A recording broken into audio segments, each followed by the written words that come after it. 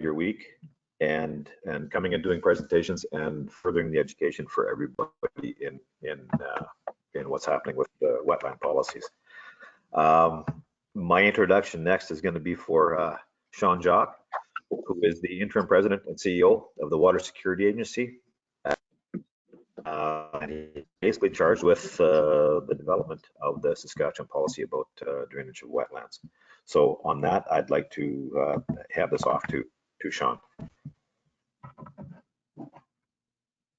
Thank you, Doug. Are you there, Shawn? Yes, I am. Can you hear me? Yes, and you have the ability to share your screen now as well. Okay, I've been having some technical troubles. I may have to close my screen later, but I'll turn it on for now. Let's see, does that work? Can you guys see me or not? Yeah, we see your GoToWebinar screen. Okay, so you can see. Not your PowerPoint. Oh, I don't actually have a PowerPoint. I've just got some remarks. You guys. Okay. No, I'm blank. Why did it do that? Can you guys still hear me? Yes. Okay, so I apologize for that. But anyway, thanks and good morning, and thank you for the invite to join today. I would have enjoyed seeing all of you in person, but I understand why we had to do this virtually, and I commend you guys for flipping so quickly and turning this into a virtual meeting. Just before I start with some of my remarks, I just want to introduce, I have a number of my staff from WSA joining us today, to be able to answer any of the questions, more technical detailed questions that you folks may have after my remarks. So joining me today, I have David Cooper. He's the Vice President of Ag Services and Economic Development. I have Ton Pomamong. He's our Vice President of Science and Licensing. I have Leah Clark, Executive Director of Ag Water Management.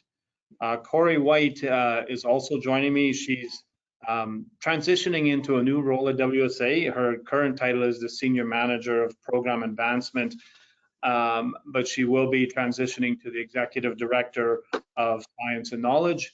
And Tanya Johnson is the Supervisor of Aquatic Habitat Management Services. So I thank my staff for taking time to join today and be able to answer any of the questions you guys may have.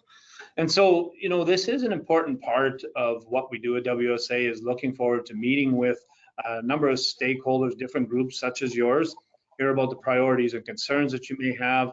And this helps us identify and investigate and improve how we manage and protect our water resources here in Saskatchewan.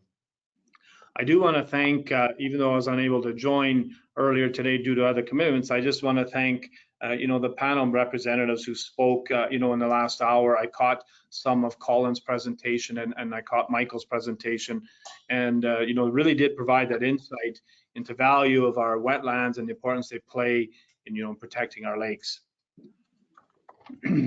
Although there may be different thoughts and opinions about wetland management, it is an issue that WSA does take seriously. We do continue to, and we will continue to work diligently on that. In a few minutes, you'll hear me talk about the mitigation policy development that supports responsible agriculture, water management, and wetlands. And I know many of you will have questions for me and our staff about the mitigation policy, and we do look forward to answering those at the end of the presentation. But first, on behalf of WSA, I do want to express my appreciation for everything that you do at PARCS, that you do to safeguard our water resources. Your advocacy and stewardship is important and truly makes a difference, not only for your residents and your members, but for our water resources as well. Resort communities are an integral part of everyday life for so many of our Saskatchewan residents.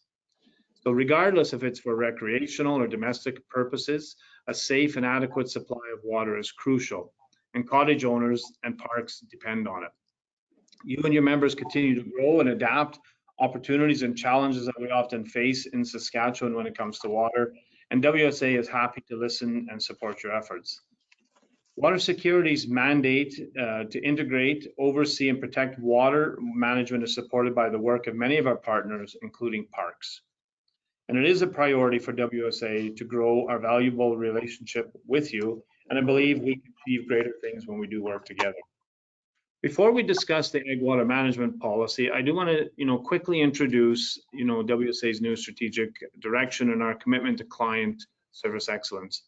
So over the past few years, WSA has focused on how we can improve the way we manage our projects and our clients. And we are building off our progress and applying new ideas that will streamline processes and avoid unnecessary delays and complications for our clients. And our vision is to be the best water management agency in North America, providing safe, reliable water that drives economic growth. We are in the early stages of undergoing a cultural shift, striving to become not just a regulator of water, but an effective facilitator and coordinator to balance economic and environmental needs. We do recognize that economic development and environmental sustainability may be perceived to be competing interests. However, WSA is determined to achieve that balance to maximize the benefits for our entire province. The Water Security Agency strategic plan sets an ambitious path to improve how we serve our clients and improve new ways to arrive at workable solutions for all of our clients and stakeholders. And we want to be a regulatory partner in meeting these challenges together. And WSA is here to support you. And that is the responsibility that we are mindful and take seriously. So part of our role is to assess where we are and ensure we are serving the current and future needs of a growing province and changing climate.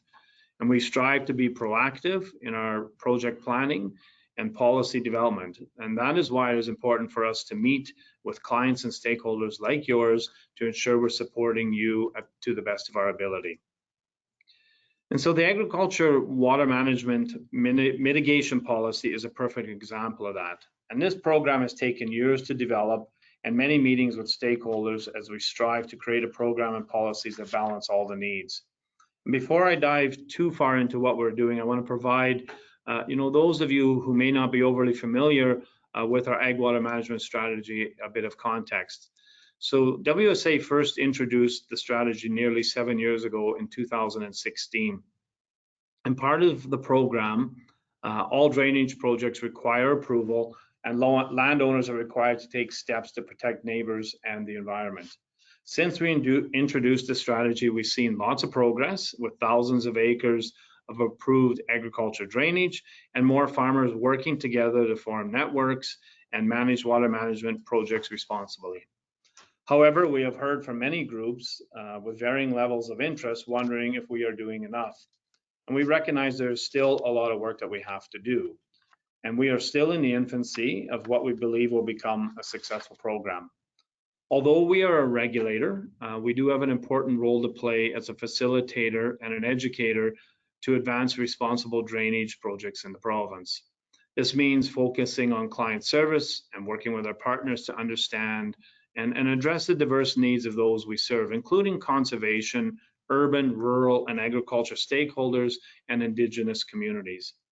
It also means that ensuring our policies and processes are conducive to effective and efficient water management. So we have been engaging with various groups over the past 2 years on improving how we serve ag water management stakeholders and developing those policies that make sense.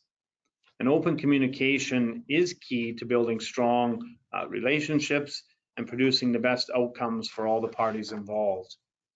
And as I mentioned earlier, we are committed to service excellence and recognize the benefits of interest-based engagement when making decisions that affect its residents, communities, organizations, and businesses. In 2019, WSA engaged with 45 stakeholder groups on a potential approach to mitigation. Through the engagement, it was decided that more work was needed to get that policy right. And that's when we initiated the research and demonstration projects, which I'll get into very shortly here.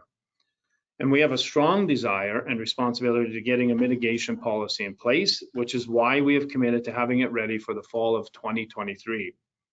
And this policy will need to support continued growth of the province and the agriculture sector while maintaining the functions of a resilient watershed. And we know wetland management is an important topic for many people across the province. Including our producers. It is a primary reason why we have, why effective policies are a must. Wetlands need to be considered as part of all our ag water management approvals. And wetlands are a vital link between land and water, which I heard our speakers talk about before, which offers many agriculture benefits and are a critical part of our natural everyday environment. And this is an issue that impacts everyone within a watershed and downstream. Even without the developed mitigation policy, landowners need to get permission to drain their water across their neighbor's land. And if necessary, they also are required to control erosion, take steps to protect species at risk and aquatic habitat. And in larger projects, install flow controls.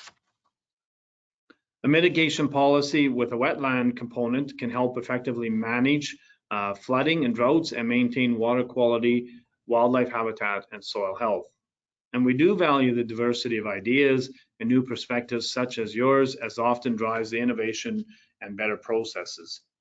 So this time around, WSA developed a more comprehensive approach to engagement that has brought together stakeholders and Indigenous communities, including some of you here today, to contribute feedback on the various elements as they are developed in continuous and an incremental way. This new round of engagement builds off the work we started in 2019. We will continue this conversation with you and other partners over the next year and into next summer.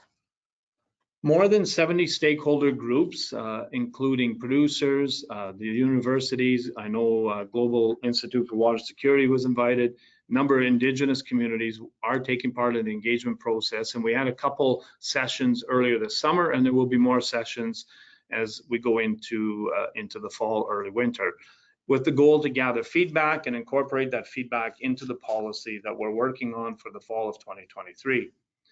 The contributions of ag producers, the ag industry, municipalities, Indigenous communities, environmental groups, and the research community will help inform, shape, and implement a Made in Saskatchewan mitigation policy. I do want to thank Gary Dixon, our PARCS president, and the panel members who have attended the plenary sessions and have contributed to these important discussions. And we look forward to continuing these conversations as part of the one-on-one meetings and further plenaries in the weeks and months ahead. For those of you who have not taken part, and if you would like to learn more, we have created a web page on our website. And if you go to our website, wsask.ca, that describes the policy development in greater detail, includes updates, key takeaways from each of the engagement sessions, and I do believe it allows the opportunity to provide feedback as well. As mentioned, our research and demonstration projects are an excellent example of the partnership it will take to move forward. We're working with 10 stakeholder groups from agriculture, the environmental sectors on 11 different demonstration projects. Some of the projects are exploring wetland retention to reduce the downstream impacts of flooding on infrastructure, water quality, and habitat. Others are testing how farmers and ranchers can irrigate with water drained from agriculture fields. And researchers are also looking at applying fertilizer in different ways to manage or minimize nutrient runoff. Through these projects, we are learning what it takes and what doesn't, or what it works and what doesn't, and plan to apply these findings to improve our work. Our website also has information about the demo projects, where we'll be sharing new testimonials from different landowners throughout the fall and showcasing the various features from each of those projects. So in closing, I do want to again stress that we want to have a collaborative two-way dialogue with you and all our partners to ensure we're making informed decisions on the best path forward. We also want to help lead and facilitate these discussions and listen to those who are most impacted. I believe we'll achieve the best water management solutions when we all work together. And I want to thank you for taking an active role in establishing a cooperative working relationship with WSA and your continued interest in ag water management and the mitigation policy. You know, I really do believe we have positive momentum. We are moving in the right direction. Thank you for your time today. I'm just mindful of the time here. It's 10 to 11 or 10 to 12. I want to allow some time for questions, but I do have to leave here shortly after 12. So thank you for your time and look forward to the questions. I have a great team with me that can help answer any of the technical ones. So with that, thank you.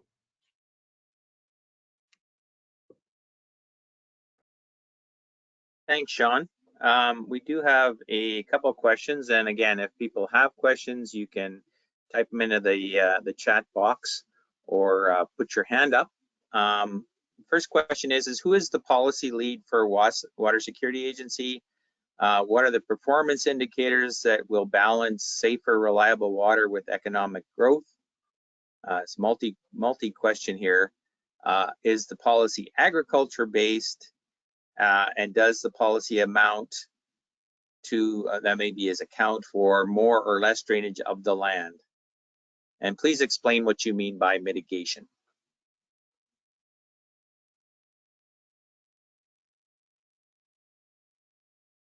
Okay, yeah, there's quite a bit in that question, but I think I'm going to turn this over, which is fine.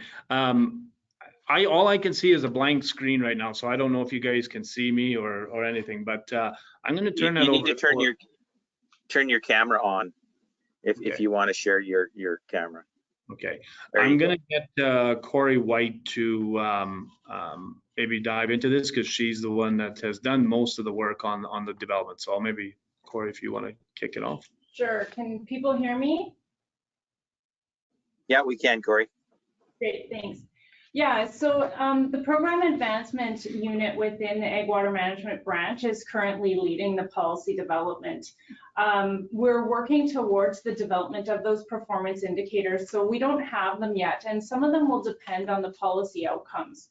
The development of those policy outcomes are a key part of our stakeholder engagement, and we'll be working on those collaboratively with our stakeholders through the fall here. So we don't quite have those yet, but they'll naturally cascade out of those policy outcomes into a performance management or a performance indicator framework.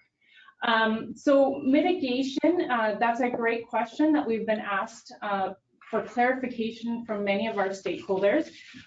Currently what that word is getting at is that we're managing for the potential impacts of drainage, and we're managing to ensure that we balance our agri-environmental priorities. So we're really focusing on water quality, we're focusing on flood reduction or water quantity, we're also thinking about habitat, soil health, and greenhouse gas management.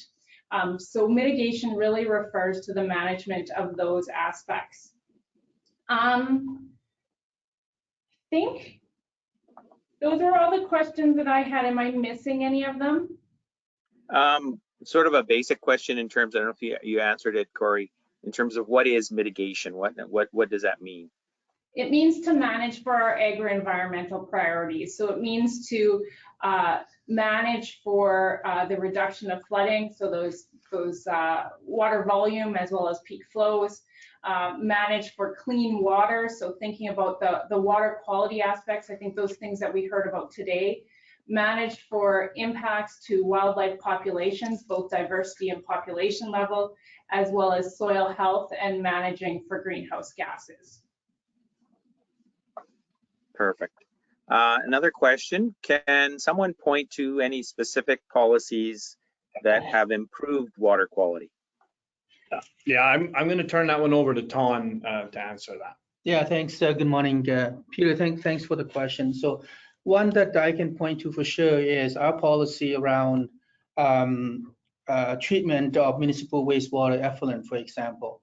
Saskatchewan probably have one of the stringent, if not the most stringent policy in Canada in terms of requiring municipality to treat their wastewater before they discharge into the environment. So that's one policy that I can point to. For example, any municipality discharge into Capel system, for example, they either have a nutrient removal or advanced wastewater treatment plant that most practical, affordable, the industry sector can provide, City of Regina, for example, or they can't discharge, which they require an evaporation. So that's one policy that I can point to. And of course, the other one we're working on is ag water management. That's being worked on. So that's two examples that I can provide. So thank you for that. I mean, I should have been more specific. I meant with respect to diffuse nutrient sources and the overarching water quality in southern Saskatchewan. The material that many of us presented showed that we're starting at a severely stressed, degraded state. And I guess I'm concerned by the narrative because it seems like the model is somehow to increase drainage when there's been pretty clear evidence that at least drainage is at one of the roots of the poor water quality that we've got. Is there any meaningful discussion about reducing drainage and trying to reestablish improved water quality, or are we just giving up on better water quality and looking at the past as something we can't do anything about? Well, I can offer that when I can say that we're certainly not giving up, and I can pass it on to Corey to expand on the effort that we are doing, pilot projects, for example. One of the things that we're doing is one of the examples we're trying to do is consolidation, right? So we try to divert the water and reuse the water where it makes sense to actually, and then use that for irrigation, for example. But we are piloting this, and Peter, and you're right, and when you look at it from a certain lens, in some area there may be degradation, but the science around it is pretty complex, and then it does take time, and then this is why we are in the process of consulting with stakeholders right now. So Corey, I'm not sure if you have anything else to add.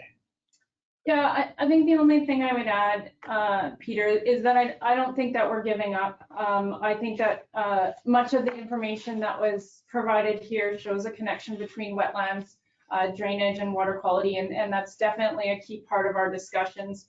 So thinking about wetland retention on the landscape, what that needs to look like, consolidation, as part of our toolbox in the policy. So obviously that policy is not in place, but those are our tools in the toolbox.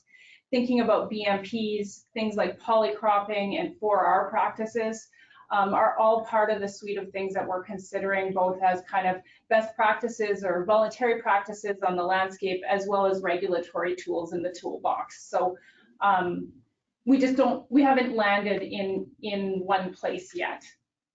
And I understand that, and I appreciate the feedback. I guess the one thing I'd say in closing is that, we started with the 25-year water plan in Saskatchewan, in which we explicitly said, this is our baseline. In other words, we've given up on historical measures. So I guess my challenge to you, or my hope, would be that Saskatchewan looks further than immediate economic output and asks the question, what do we want for water quality in 100 years' time or 50 years' time?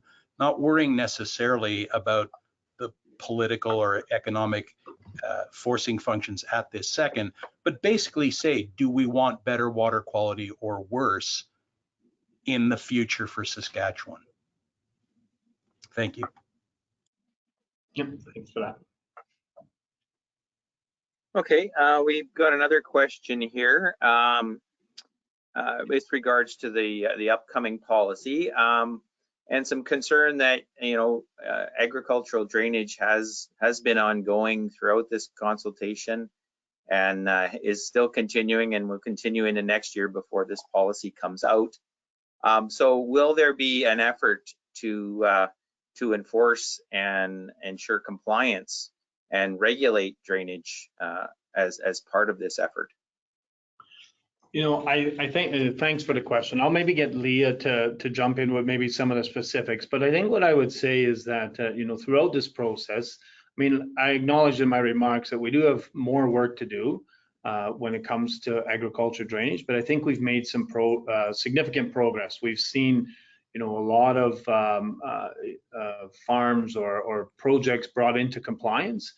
We work with the producers and producers in a network area to try to get that all into compliance to approve. We've approved, we've worked with people to bring a number of quarter sections. I just don't have the number off the top of my head, but Leah can talk about that into approval. So we are going to continue to work with landowners as we go through this consultation process. Leah, can you maybe jump in and add anything else there?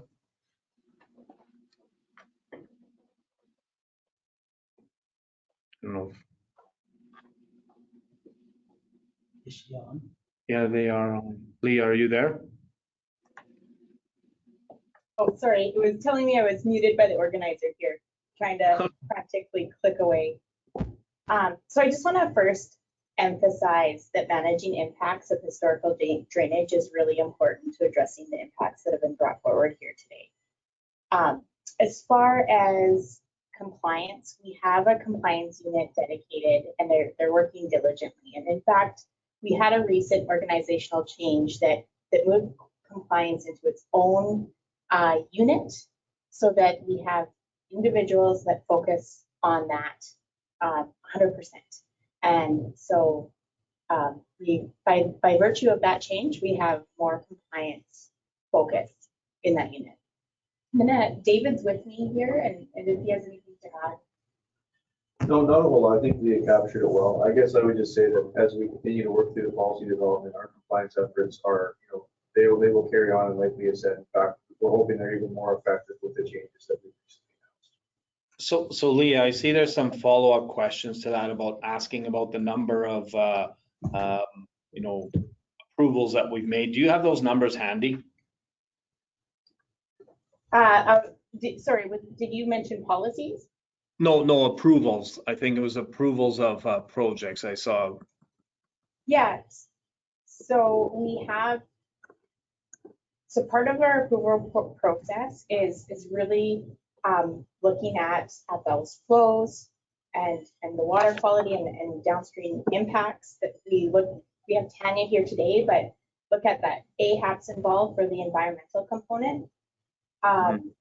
In terms of approvals, I mean, we continue to work forward on approvals and continue to get approvals, and those approvals do take in all of those considerations that I just pointed out. I think Corey's got a number handy here as well. Oh, the number. awesome. Thank you, Corey. Yeah, so at the end of last fiscal, so March 31st of last year, we had approved a total of 4,862 quarter sections, which included 672 new quarter sections coming through last fiscal. I think a key part of that number is actually that represents over doubling what we had approved in our previous 30 years of a drainage program. And it does include some retention of wetlands as part of those approvals. The other piece is on an annual basis, we're currently approving 15 times more than we did on an annual basis before that. So we are moving applications through the process. Those include things like flow control, erosion and sediment control, and other conditions on the approval. Obviously, we all know there is still a gap in the wetland element, but obviously we're working towards that. And we've talked about that. So that's what we're sitting at right now for our numbers. Thanks, Corey. Thanks, Leah. Colin, did you have something to say? Yeah, I wanted to follow up on this. So I guess I have lots of questions, so I'll try to distill this down to a few. Corey, I have to admit I was a little bit lost in the question about the targets, and it seemed like a circular process rather than identifying targets for things like biodiversity, nutrient export, or water quality that will guide the policy.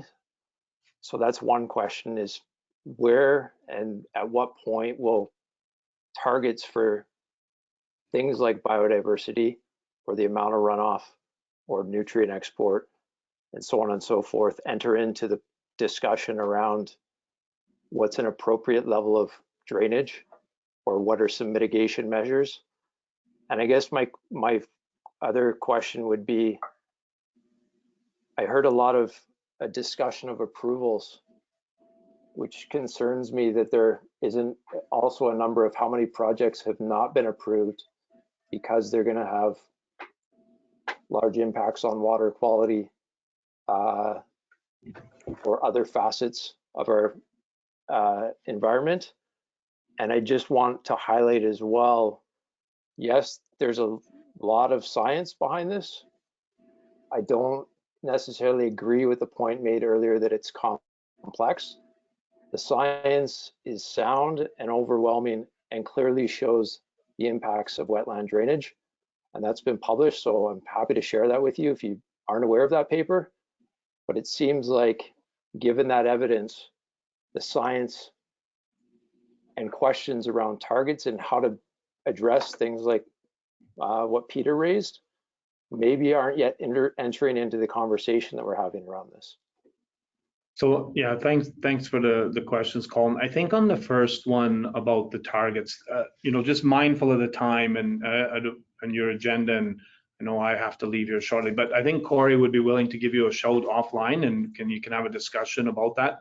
And then the one on the complaints, I guess, if you will, or the ones that maybe we don't work through. Yeah, certainly there are those. Again, I don't know if Leah or Corey have any of those numbers handy. How many we call them requests for assistance are when somebody has a concern with a project that was moving forward. We do get a number of those a year, Colin, and there certainly are some that don't meet that approval process. And when I talk about approval, it doesn't mean that we just automatically, so as a producer, I want to do some drainage, that we just say, yep, go ahead and do it. By bringing them into compliance or approval, it's working through all those things that Corey talked about to make sure that, we're not impacting neighbors, that we're not having erosion, that we're not, maybe impacting a species at risk, as I know we have in some areas. So even though we use the word, bringing it into approval, it doesn't mean that there aren't some mitigation that the producers have to put in place in order for that to proceed. I don't know if anybody on the call has numbers on RFAs, but. Yeah, so I would just follow up to say I would love to know what's being done to mitigate questions around biodiversity and water quality, because slowing down the flow and the peak flow is not going to address those issues. Corey, go ahead. Yeah, Colin, you're right. We know that volume is driving a lot of those things. You're absolutely right. The science, I think, is sound. So it's a matter of bringing those into a place where we've synthesized it and consolidated it, and we can use it to build our policy outcomes. So back to what Peter said, what do we want to see on the landscape in 25, 50 years? And then setting up our targets and indicators around those. So it's really not about something different. It's about consolidating, synthesizing, and using those to drive our indicators moving forward. Does that make sense to you? Yeah, I think so. And certainly I'd be happy to, chat further at another time, Corey, if you're open to that, to better understand how those things can be integrated. You bet. Perfect, thank you.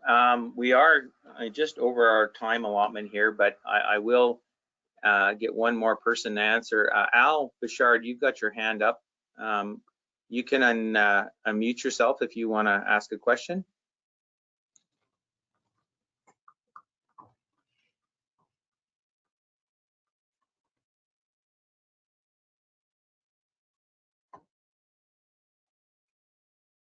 Al, if you click on the little icon with the microphone, you can unmute yourself if you have a question.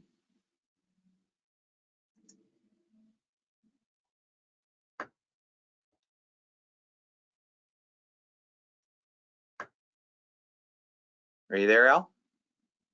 There you are. Okay, can you hear me now? You betcha. Yes. Okay. I just have a question about the Water Security's take on the federal government's idea of managing nitrogen emissions. I know that these are airborne emissions that they're mainly talking about, but it would also mean a more careful management of nitrogen application to agricultural land. And I'm thinking that it would probably affect the runoff situation. This isn't as you know, it's not a mandated requirement for farmers to reduce their nitrogen use. It's an idea of using nitrogen a little bit more effectively.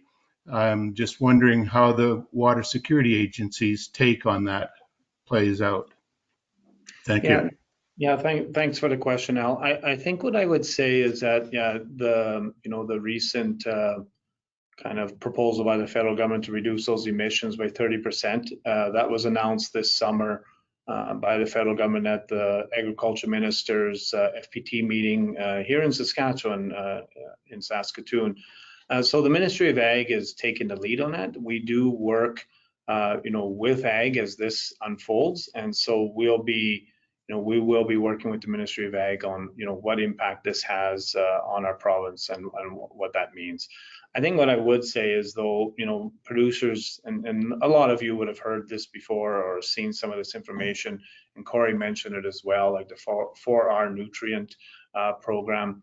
Producers are already trying to manage, the amount of fertilizer they're using. It's incredibly expensive, and so they're not putting on any more than they have to. A lot of producers are now applying variable rate technology, so not applying the same amount all over the field and only using it where we need it. And so I think the agriculture sector is doing what they can to manage the amount of fertilizer that's being used. But as far as the recent announcement by the federal government, it is kind of the Ministry of Ag that's working through that, and we do participate in those discussions.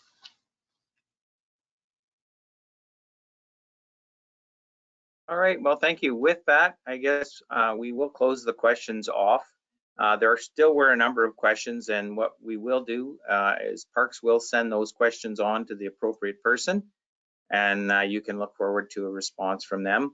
So with that, I will turn it back over to Linda Anneweiler, who is the second Vice President of PARCS, and Gary Dixon to bring closing remarks and thank yous. Linda, if you want to unmute yourself.